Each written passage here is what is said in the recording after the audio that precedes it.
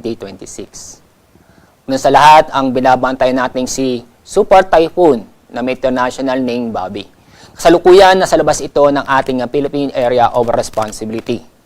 Nasa layo itong more than 2,300 kilometers silangan ng Luzon.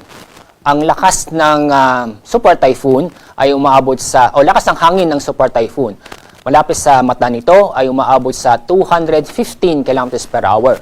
Samantala, ang pagbugso ng hangin ay umaabot sa 265 km per hour.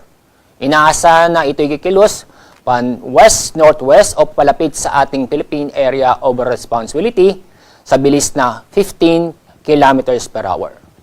Kapag hindi magbabago ang galaw at direksyon ng bagyong ito, inaasahan na ito'y papasok sa ating PER o Philippine Area of Responsibility bukas ng gabi o Miyerkules ng madaling araw.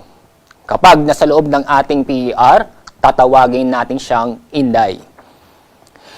Mababang tsansa na mag-landfall sa ating bansa. Itong sentro o mata ng bagyo ay lalapit sa Batanes area bago mag-landfall sa Taiwan.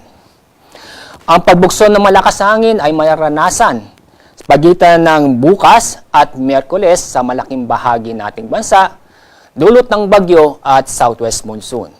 Ito namang enhanced southwest monsoon o habagat na kung saan magdadala ito ng mga kalat-kalat na pag-ulan at thunderstorm sa ating bansa, lalo-lalo na sa kalurang bahagi nito, ay mararanasan po natin sa araw ng Huwebes, July 9. Sa ibang view, inyong makikita, malayo pa ang bagyo sa ating bansa at wala pang epekto nito sa anumang bahagi ng ating bansa. Yun namang southwest monsoon ay hindi umaabot sa ating bansa. Kaya sa araw na ito, maganda at maliwalas sa panahon ang ating inaasahan, hindi lamang sa Luzon, ganun din sa Visayas at Mindanao. Inaasahan pa rin natin ang mga localized thunderstorm o yung mga biglaang buhos na ulan sa bandang hapon o sa gabi.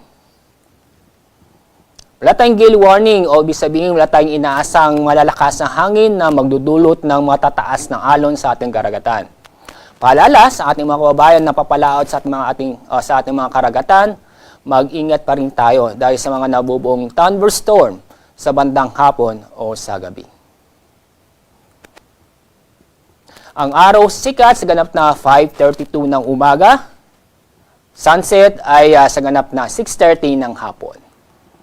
Yan pong ating weather update at sa ating binabantayang si Super Typhoon na magiging si Inday. Mula sa Pag-asa, ako po si Alzardi Aurelio.